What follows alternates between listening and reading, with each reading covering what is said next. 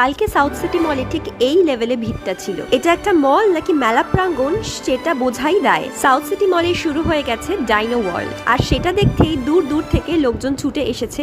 বাচ্চারা তো অবশ্যই, কিন্তু বড়রাও দারুণ এনজয় করছে।